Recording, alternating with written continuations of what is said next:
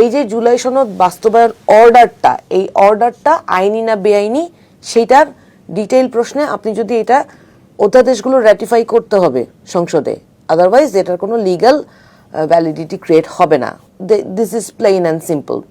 কিন্তু যখন অর্ডারের কথা আসে, হ্যাঁ এটা সত্যি যে এটার আইনগত একটা বেসিস ক্রিয়েট করতে গেলে সেখানে একটা জটিলতা আছে।